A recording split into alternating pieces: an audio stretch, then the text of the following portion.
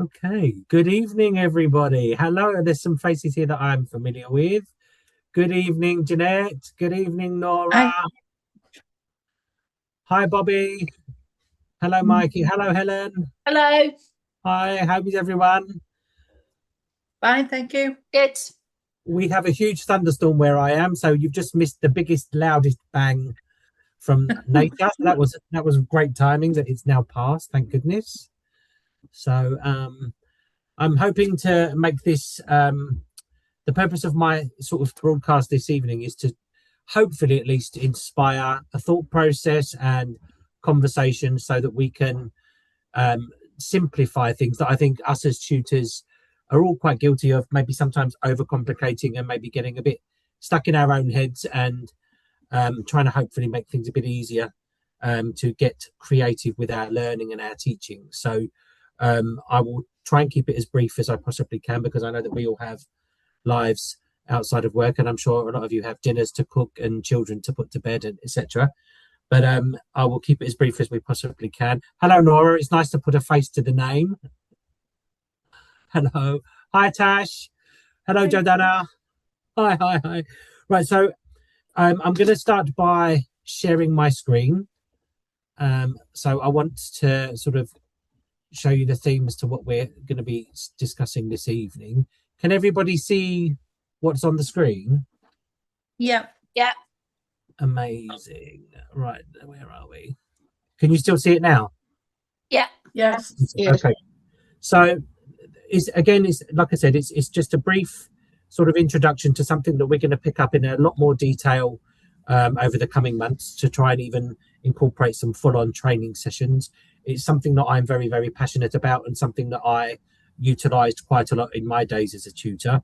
And I'm hoping that it's something that at least is going to inspire some sort of confidence and just make you think, oh yeah, it's actually not as difficult as we think, and hopefully get us all a platform so that we can start speaking about it and sharing some ideas and moving things forward that way. So the title of this presentation is Thinking Outside the Box, and it's designed to do exactly that. It's just giving us ways to share practices and discuss means to work maybe a little bit away from what the curriculum teaches us to do, and utilizing and using not specialist, the specific interests of the actual learner. So it's very much something that I like to work with in terms of making the lessons very bespoke and tailor made to the individual. It's something that I believe will be fundamental with helping with engagement and hopefully giving you a much simpler way to get some real progress and meaningful lessons with your learners. So I will start by just going through these slides. And again, these are designed specifically to just start a discussion and a thinking point. If anyone has any questions, please feel free to pop them in. And if you want to share any ideas, I'm very, very happy for us to do that also. So we will get cracking. So again, it's all about making the lessons meaningful for the learner and using their own individual interests to incite engagement and hopefully make them buy into us as tutors.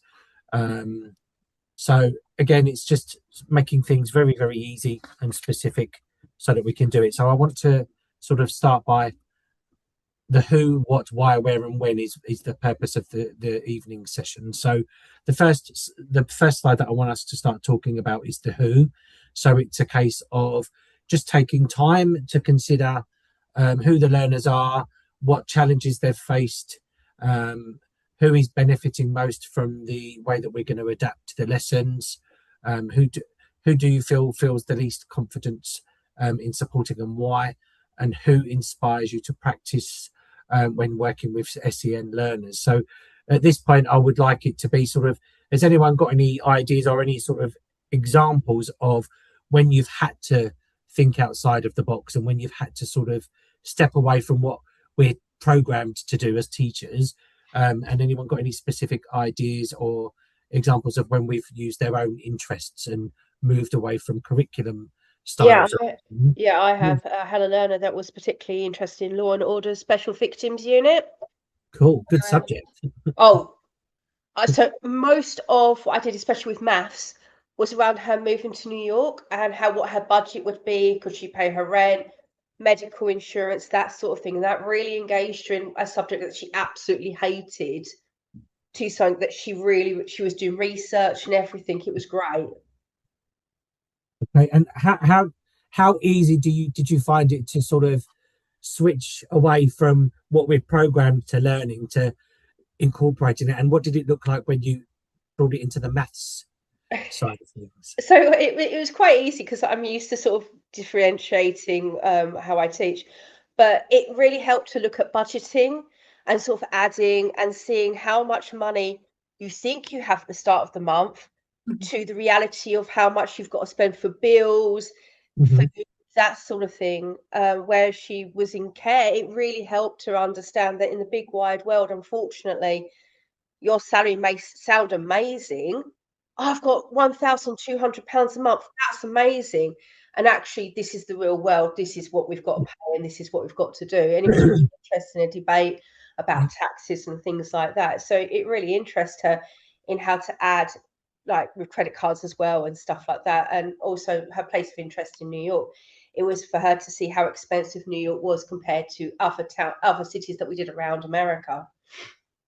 I think that's the key part of what made it meaningful, is the fact that we've tailor-made it and moved it to something that's real life and something that they're actually going to experience in their own way, in their own world. So again, I think that's the key to sort of the adaptive learning and taking it outside of the box. So does anyone else have any examples of something they've done with English, for example?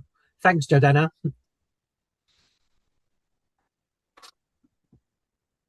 No, nobody else want anything? Anyone? And okay, that's absolutely fine. I mean, I could give it a try. Hello. Go for it. Yes, please. I had a student that completely refused any interaction with any kind of study. So I really had to think outside the box. How do I get him to read? Or how do we actually study the literature that we were supposed to go in the curriculum? And the way to approach it is I had to find, for instance, for an inspector calls, I found the adaptation, the theater adaptation. So instead of him reading it, I played the play, and then I was stopping on key quotes, and that was he felt like he wasn't studying at the time. So we were just having conversations around it. Yes. That's the key thing there, isn't it? Making them think that, or making them move away from that mindset that they're in a lesson, because there's a lot of cases with SEN children where they get overwhelmed at the thought of doing an English class or doing a maths lesson. So yes, taking it away from that environment is very, very important, and that's probably why it was successful. So that's great. I had something. So I haven't even worked for your company yet, but so I'm just literally starting. Yes, but my experience from being in a school for a child who's autistic, he absolutely loves space. So I did most of his learning around space, and that it didn't matter that it wasn't part of the subject, but he was still doing the English he was supposed to do with his favourite subject, and that worked brilliantly. That's fantastic. That's exactly what this whole thing is hopefully going to inspire people to utilize. So a perfect example there, Helen. Thank you for that. My example from my days as a tutor was very similar, but I found that myself and my learner had a mutual love of anything superheroes and Marvel comic books. So like with the space, this young man was 18 and couldn't read or write, and through our mutual love of comics, he perfected his English language use, or well, I say perfected, but certainly got well and truly on the road to using it just through his love of comic books. And to this day, I think 2 years later, he's still creating his own comic books at home with his mum. So that makes a huge difference, the fact that he bought into it and engaged in it. And he now can read and write and spell and write important things, like he's written his mum's first ever Christmas cards and things like that. So they're huge life-changing things for these young people, and we can quite easily get caught up in this isn't curriculum-based learning. But that's not what we're necessarily here to do. We're here to get them engaged in education and get them progressing in however they can process and handle it. So anything that you can do that can engage them and get them learning and moving forward in any way, shape or form is a huge positive for these young people. So yeah, that's a great example. Thank you, Helen. It's okay. So what I want to sort of touch on now is that we'll move on to the next slide, which is the what. So this again, I think we've already touched on this in some regards. It's a case of what do you use to make this work outside of the box? So what adaptations have we had? Have we got any examples of different levels of impact? Has anyone got anything that wasn't successful, for example, so that we can learn from those things? Good question. No, we're all successful. That's good. This is good news. This is making my life easier. Thank you. No, actually, I had one yesterday. I've got a very good relationship with one of my learners, and his support worker had asked me to do a questionnaire with him, and it totally broke down. He doesn't like weird, odd questions that don't have a right or wrong answer, and I completely missed the mark on it. And I deeply apologized to him because he got a little bit cross with me. And I said to him, I'm really sorry. I'm bad, but someone just suggested that you try and take this questionnaire. And he felt really happy that I took responsibility for something that didn't go right, that it wasn't primarily his fault, and that we could move on from it. Did you manage to turn it around? Yes. Yes. That's part of the journey, right? We're part of the same team, all trying to work for the young person. And it's a method and a process and a journey that we go on together. It's not always the success every single time, and the key is to keep going and finding a different pathway. That's the whole essence of adaptive learning, isn't it? We keep trying something different. So I just want to acknowledge here that there's a couple of messages in the chat. So with regards to maths, another classic example that I've come across a couple of times. So Nora, thank you for that, has used maths with regards to baking. So using the weights and measures. Again, that's your maths box ticked with some of the learners, especially the ones that are maybe lower level and very much starting out in the world with maths. So every little bit like that makes a big progress for these kids. And if you can adapt it to real life and stuff that they're probably going to have to go on and do and work in their own life when they move forward, then that's even better. So you're helping this young person to cook. They're using weights and measures, which is very much maths based. So again, we're ticking the box there for getting maths lessons done. Bobby also in insect quiz. So quizzes, again, it's engaging with science. Anything there that we can get the child engaged with. You wouldn't necessarily find these in textbooks at school, but it's still relevant and it's still learning and progress for these young people, and it's taking it into the way that they can process things. So again, that's a big success thing. So with regards to other things that we can use to impact with engagement, I think we all know most of the stuff that you can use the visual tools, for example, lots and lots of rest and movement breaks so that we can keep the child regulated. There's various technology and apps that are available to us all now. I'm sure that we all get quite heavily involved in all of those sorts of things. Does anyone have any other examples of stuff that they may have used to enhance learning? We took not the child that I'm tutoring now, but the child before. We decided that we'd go to the park with him, and we made a list of animals that we might be able to see. And we got him to write the list, which obviously we took with us. And then when we saw, say, a blackbird, we put a tick. And he was really engaged with that. So he was doing English and maths at the same time, really. And then obviously when we got back, that he was doing English. Pardon? At any point in that time, Janet, did you tell him that he was doing English? No. See, so no, he didn't. He thought we were just having fun at the park. Brilliant.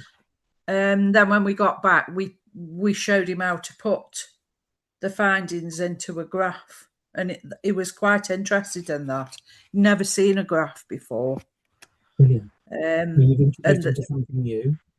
The person that I'm tutoring now, she's 16, and she didn't know any graph work at all.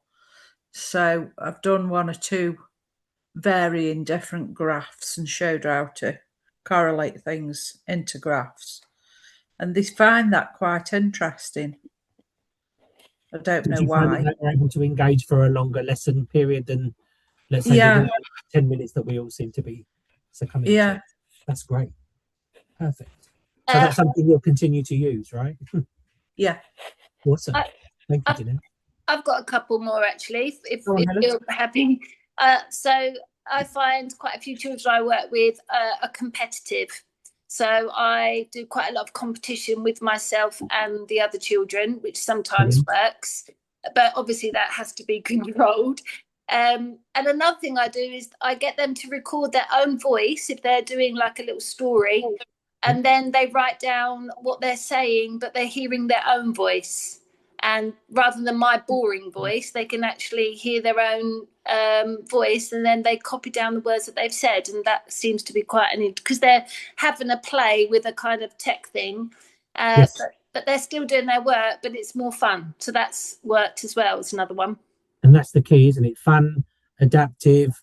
They, again, not aware that they're doing English because they're writing and they're practicing their spelling. So again, another fantastic example. Thank you for that, Helen. That's all right. Anyone else got anything they want to share at this point, or shall I move on to the next slide? We go on to the next one, which is why. So these are just designed to inspire a train of thought. If you want to have a discussion about it, I'm happy for us to do that. But this is, again, I'm just very much trying to plant the seed at this point for something that we're going to go into a lot more detail with future training, etc., further down the line. So questions at this point are things aligned such along the lines of, why do some learners respond differently to the same teaching approach? Well, that's quite an easy one, isn't it? There's no 2 learners see the world or process the world in the same way, regardless of whether SEN is involved or not. So it's just a case of being adaptable and making things as tailor-made and as specific to each learner as you possibly can. And why is flexibility important when supporting SEN learners?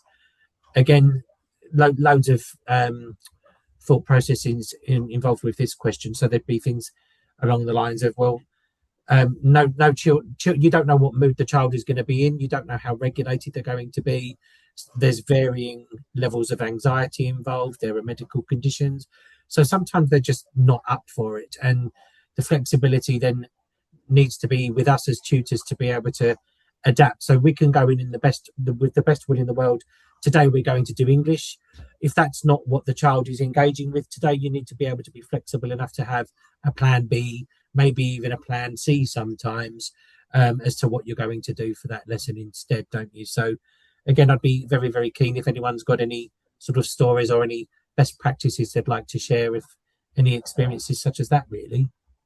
The student I'm working with at the moment, although at the moment she's refusing to come, she will only really work at anything for between 5 and 10 minutes. So every lesson with her it's split into little chunks. Yes. So, we do a bit of English, a bit of maths, then we have a break and have a game or something, then go back and do some different English and a different maths. You couldn't sit for, say, half an hour and just do one subject, because she just won't engage with that. But do you find that she's still making progress with her English and her maths? Brilliant progress. But as I say, at the minute, she's totally refusing to even come to her lessons. So that's then there's some sort of emotional issue, isn't there? Well, she's been accepted onto a MenCap course, which is starting in September, and she's going to be in the classroom for 3 days a week and out going to places for the other 2. So she's gone from 0 of anything to doing that, and apparently she's just so anxious about it all. She's overwhelmed. I mean, it isn't even starting till September. she's that anxious about it. Her mum says she's just totally refusing to leave the house at the minute. So she's completely overwhelmed by the sound of it. Yeah. What is she interested in? What does she like to do for fun? What does she like to what? What does she like to do for fun? Has she got a favourite genre of books she likes to read, for example, or a favourite type of movie? No, every week she wants to do something different. When I first met her, she said she was into hair and beauty. Then she was into animals. She wants to go on singing, but not on the stage that people are going to look at her. Okay. So I suggested perhaps joining a choir or something. Every week she comes up with something different. She seems as though she won't stick to anything. She always finds an excuse as to why she shouldn't actually be doing that. She's very complex. I think they all are, but yes, that sounds like she needs a step back and to re-engage into just some fun. Yeah. I know that you're very experienced in it. I don't need to tell you how to do it, and I'm sure that you will turn it around. But if there's anything that you need from me in terms of resources, I'm happy to share ideas with you. And you know, even just be a sounding board if you want a different opinion. I'm happy to do that. Yeah, I would like to have a conversation with you at some point, please. That sounds fine. Yeah, no problem. I'm thinking already in the back of my head maybe some scrapbook project type activities involving pop stars, you know, any singers and things like that she may be interested in.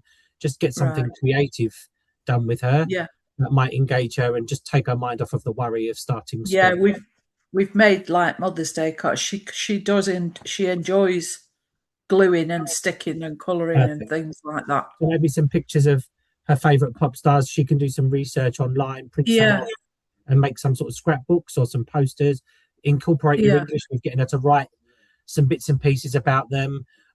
Even planning a tour for a pop star, for example, and let her choose which countries that she's going to tour and design a poster for that.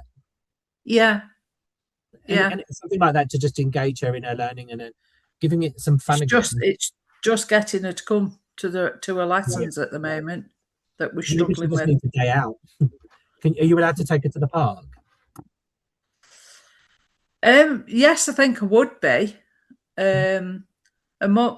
We meet in the library, and a mum sits and she does work in the library. Okay. While I'm doing the tutoring, but I think she would let me take her round and about, but she's just totally refusing to come to her lessons at the moment. Let's do some brainstorming about that, and we'll take that away from here, and we'll see what we can do together to get that sorted. Thank you. I'm happy to do that. No problem at all. No problem. Okay, so let's go on to the next slide here. So this one focuses on the where. So this is where we consider we've just touched on this as well. Where we're going to be sitting the lessons and about changing it and offering different scenarios and hopefully getting engagement if we are flexible enough to move the provision. I think that's a really key thing for children who are willing to do so.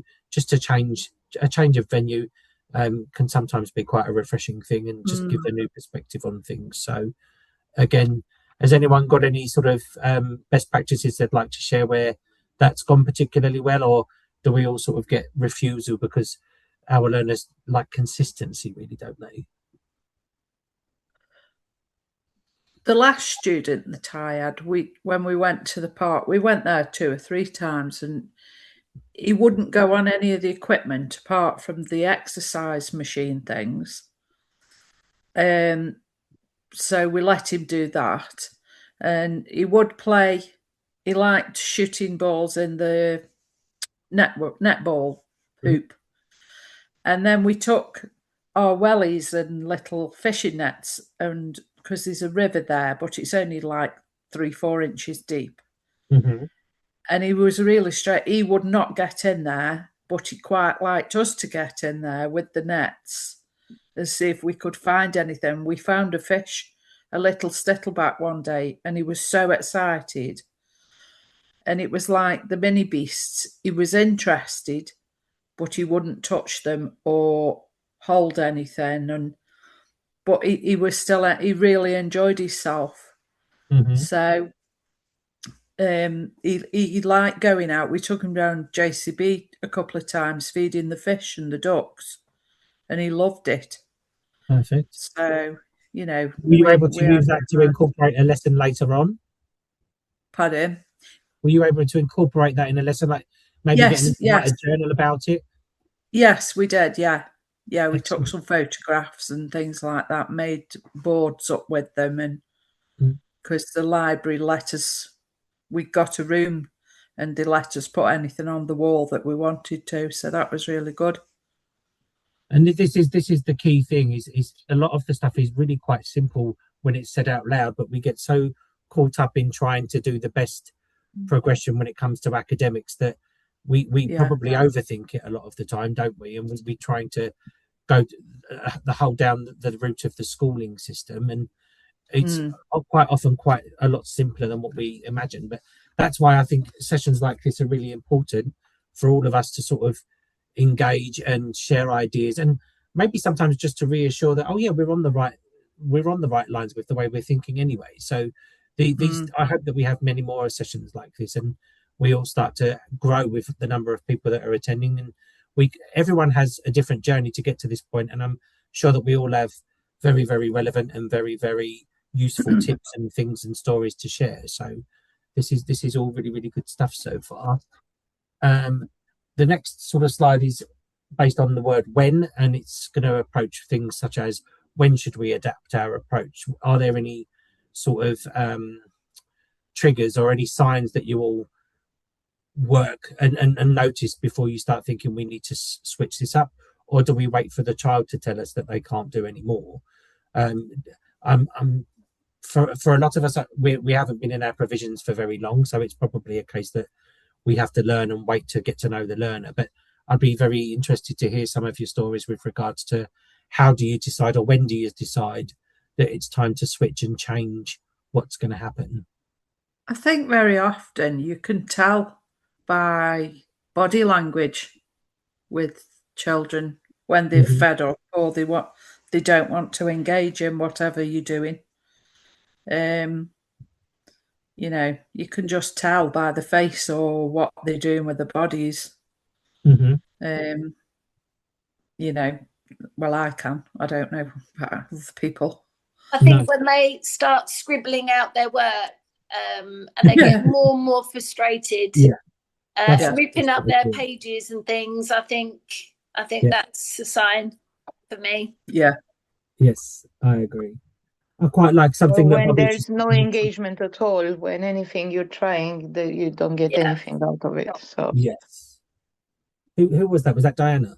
Thanks, Diana. Yeah.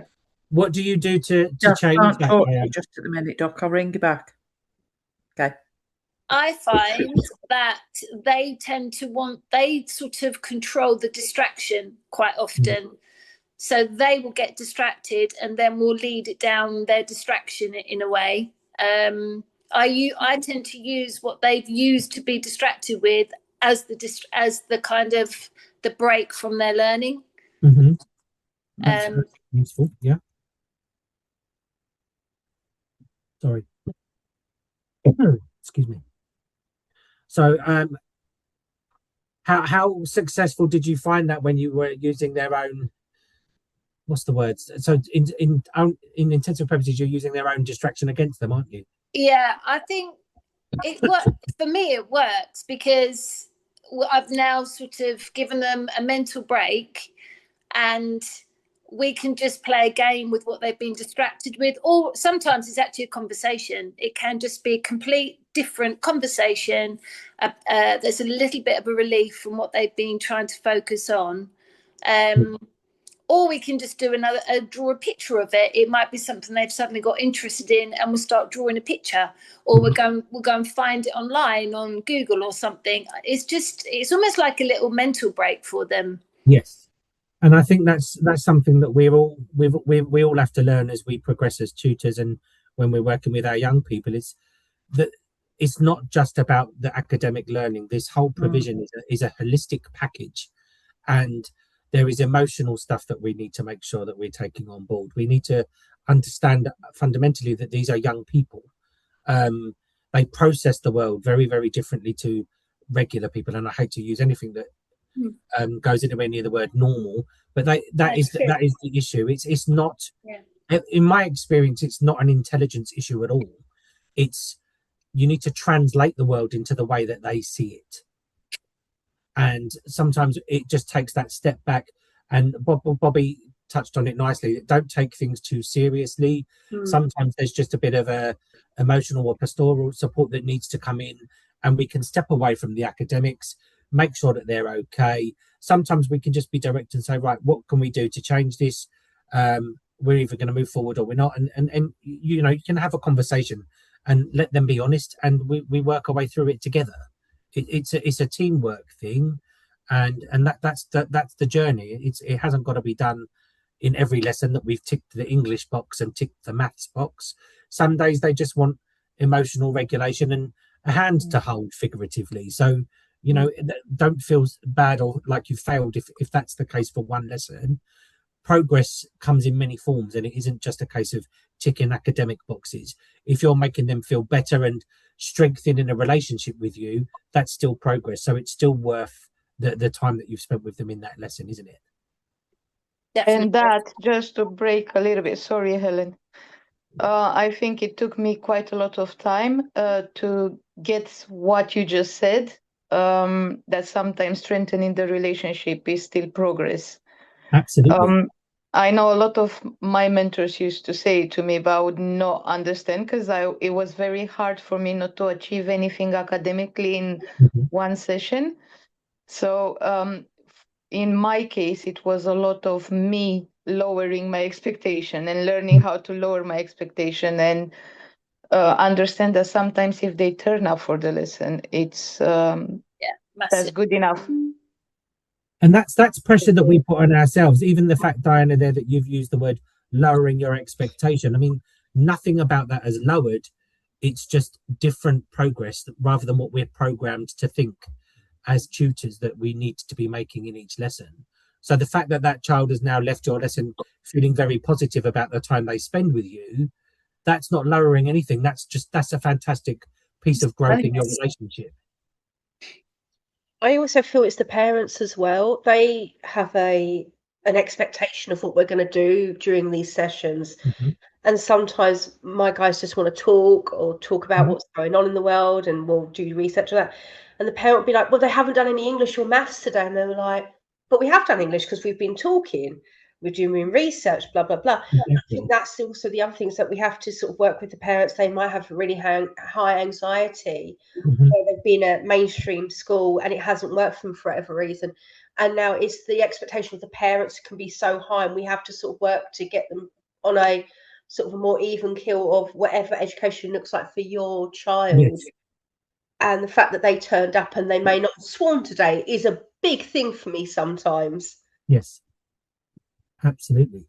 And include the parent, bring the parent into the lesson. Why not? Yeah, I do all the time, but I do get parents that worry as well, and they're like, well, they didn't do any English today. And I'm like, it's okay. Or they didn't do any maths today. It's okay. We're going along with it. They'll do it. Exactly. It just may not be every session. Or sometimes even every week. Sometimes is necessary to move forward. Yeah. And that's very important. And again, the parents come from a position where a lot of them have battled to get to this point for a very long time.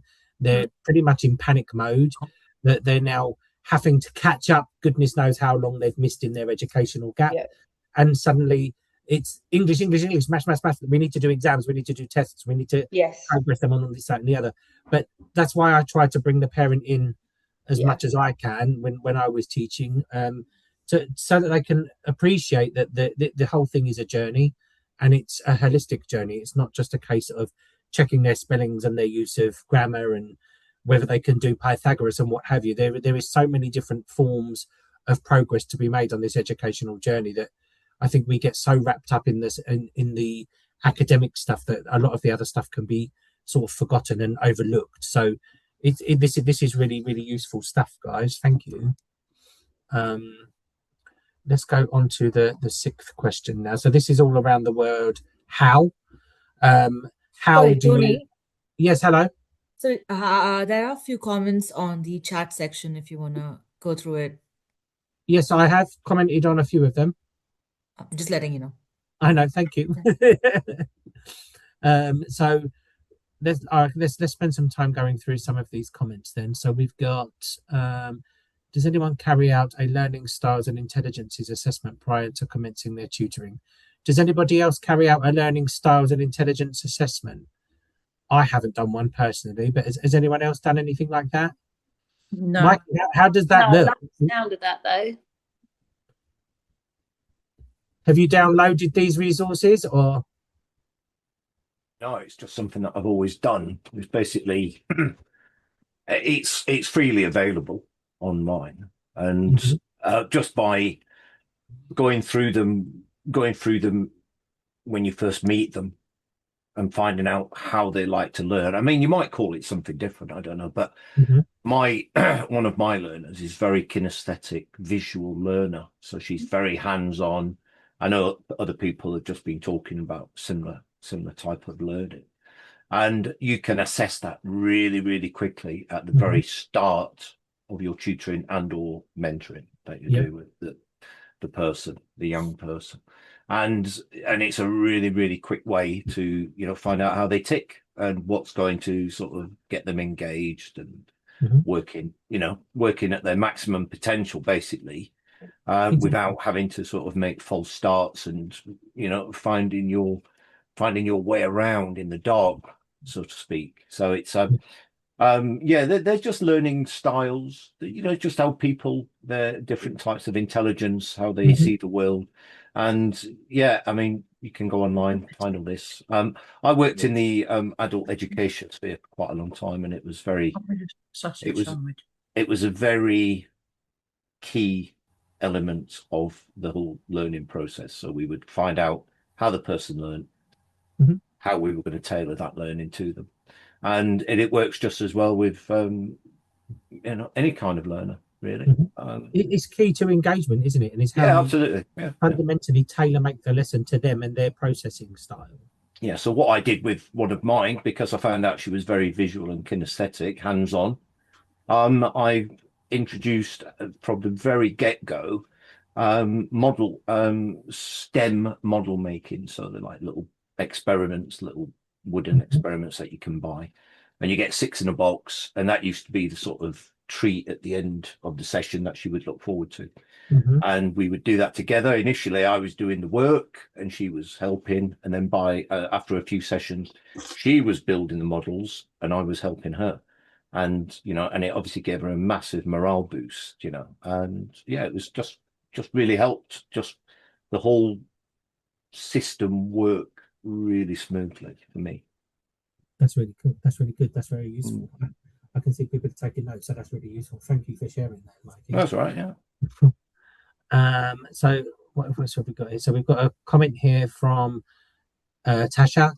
I always try to remember Greg Santucci's model of child engagement. They have to feel safety and trust before they can regulate, and they need to be regulated to engage effectively in learning. Very, very, very well put together wording, and it's absolutely fundamental to how we move forward with any sort of engagement. I have a mindset of people buy from people, and when I speak to my tutors when we're starting out with a provision, we have a discussion based on the fact that I hope that initially it's going to be relationship led, so that you can engage with the child and let them buy from you, because regardless of how good you are with academic teaching, if that child doesn't sense or feel a sense of safety or trust with you, it's just going to go in one ear and out the other, isn't it? So that's a very, very key and fundamental point. Very, very well made.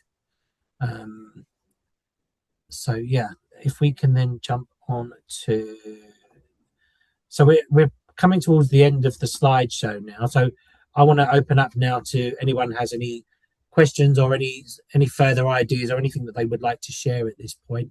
I'm just conscious of the fact that it's already 7:10, and there was me thinking I wasn't going to be able to talk for this length of time. Wow. Sorry guys, but thank you for hanging in there.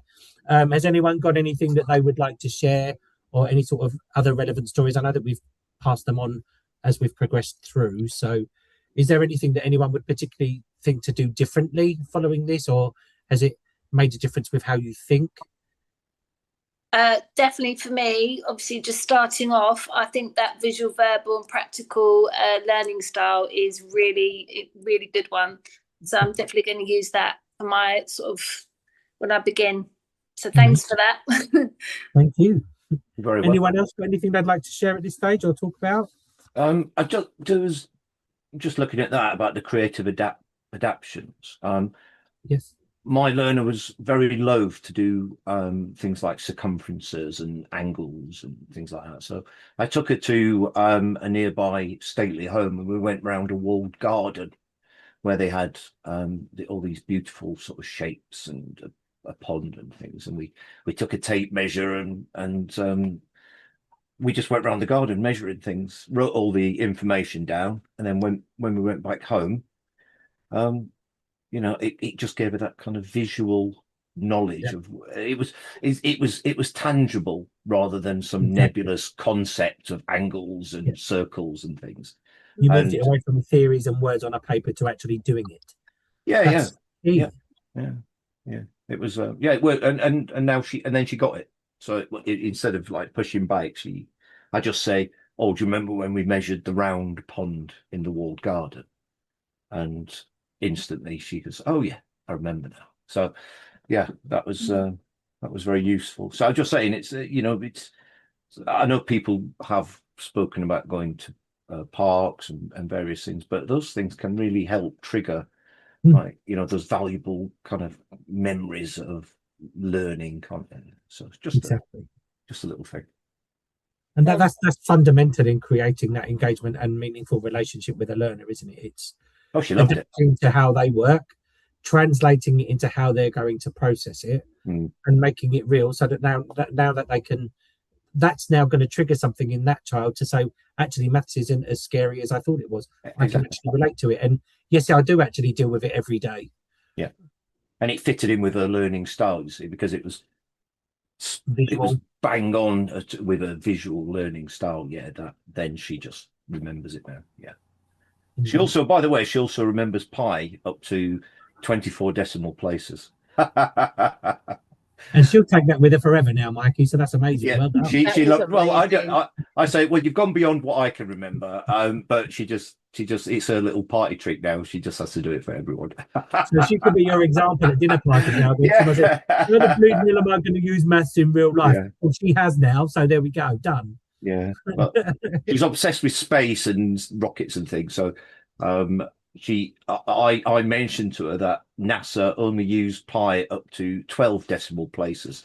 So she was determined to beat them. That's amazing. That's even better than NASA. Amazing. Yeah, I would say, you've gone past what NASA do. Yeah, so she's absolutely, she loves it. Yeah, so that's excellent.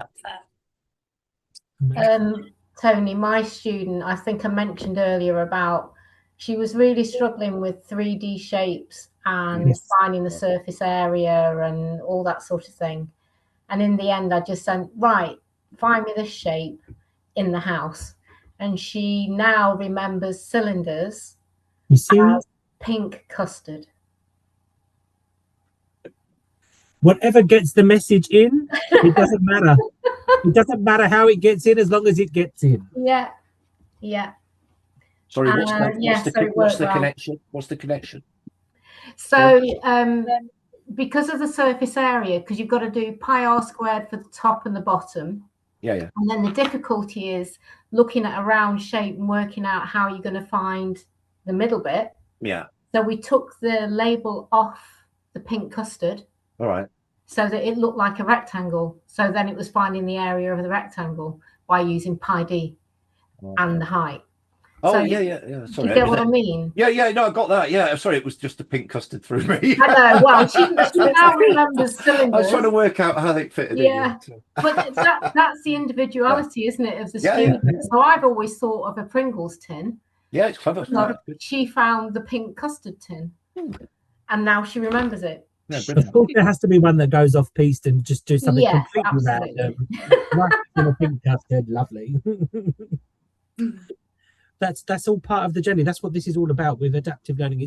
It's individual, and everybody has a different way that they're processing, and we all just have to be ready to switch on how we can adapt that and use that to help them progress and engage in the learning.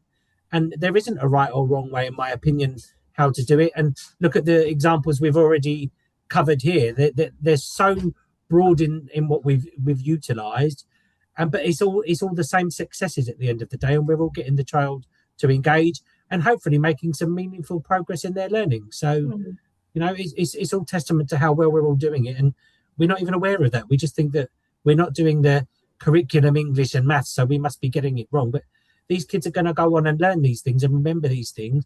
So Mikey's is never going to forget pi now, and she's going to be able to take on NASA. So, that's an amazing journey for them. Like me, I'll never be able to forget pink custard exists. No, that's Laura's thing, though. I've never heard of it. I'll take that now with me. Thank you. Who's having that for dessert tonight? Yay! I didn't know pink custard existed either. Pink custard. I hope you're on commission for it, Nora, because you're going to make a fortune now. Ambrosia. Oh, we're not allowed to drop names, are we? Okay. Oh dear. Right. So we are already at 7:15, guys, and I'm sure that you all have families and things to attend to. Does anybody have anything else that they want to discuss or go through at this time? We are going to touch on this in much more detail and do a proper training session later in the year. We're going to work quite hard through the summer holidays to put some training in place for you all. And just watch this space. We're going to do much more on this, but thank you all for attending. I hope it's been worth your time and we've learned something, or at least got a different approach, or even just a bit of confidence boosting for taking these lessons and adapting them. So, but please feel free to reach out to me